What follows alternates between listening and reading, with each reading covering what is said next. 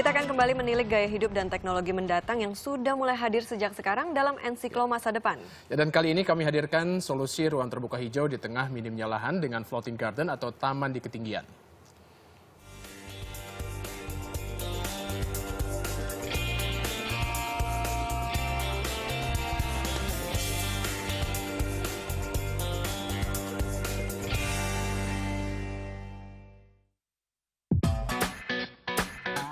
Lahan kota kian penuh dengan pencakar langit. Jakarta misalnya, menduduki posisi ke-17 kota dengan gedung bertingkat terbanyak di dunia. Pertumbuhannya masif. Dalam kurun waktu 3 tahun, hutan beton di ibu kota rata-rata bertambah 87,5%. Pesat menginvasi, menggerus area-area terbuka nan sejuk dan asri. Sempat hampir terabaikan, namun karena tumbuhnya kesadaran, ruang-ruang hijau ini perlahan kembali merimbun.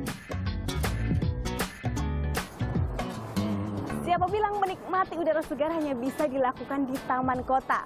Buktinya saat ini saya sedang berada di salah satu taman yang istimewanya taman ini lokasinya berada di atap gedung.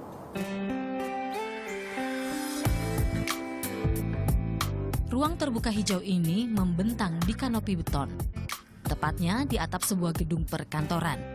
Istilahnya floating garden atau taman-taman di udara. Kita mengambil tema bahwa apa yang kita ambil di bawah kita akan kembalikan ke atas. Seperti kita membuat gedung ini, kita mengambil tanah, batu dan sebagainya, kita kembalikan ke atas dengan meletakkan taman rooftop garden seperti ini. Butuh teknik khusus untuk hadirkan keasrian ini, supaya tumbuh dengan baik tanpa merusak konstruksi bangunan. Kita harus perhatikan dari segi konstruksinya.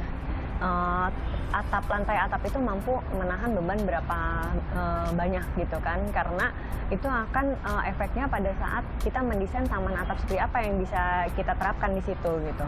Misalnya apakah hanya bisa rumput saja, semak aja, atau kalau misalnya emang mumpuni daya dukung bebannya itu kita bisa sampai menanam pohon. Saluran air di taman-taman seperti ini harus mumpuni.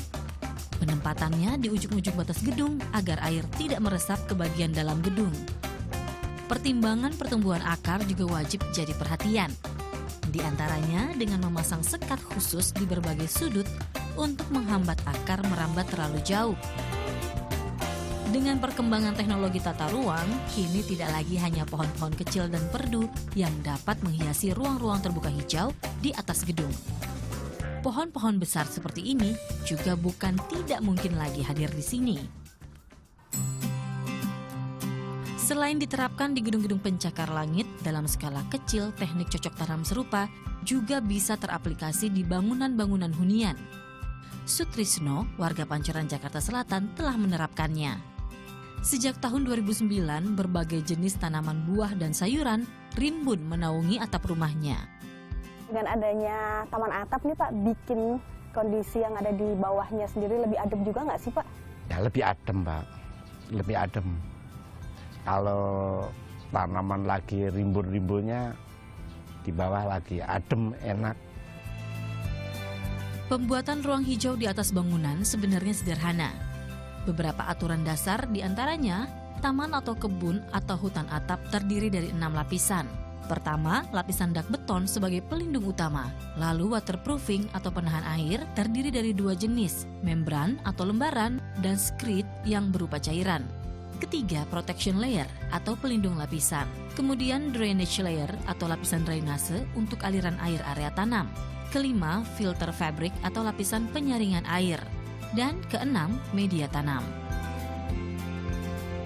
Pemilihan jenis tanaman menjadi faktor penting lainnya. Hindari jenis tanaman berakar agresif.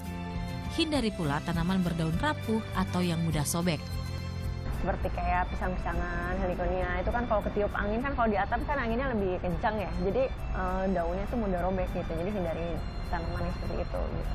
Yang lainnya sih oke, bisa diterapkan tanaman apa saja.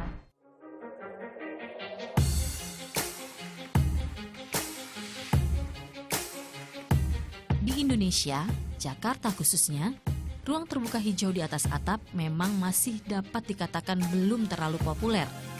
Namun teknologi ini sudah banyak berkembang di banyak kota negara-negara maju di berbagai belahan dunia. Berawal dari Jerman di awal 1980-an.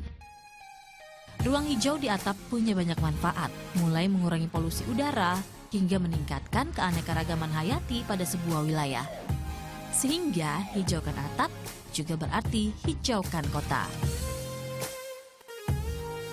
Leni Hastuti, Hanif Abduh melaporkan untuk NET.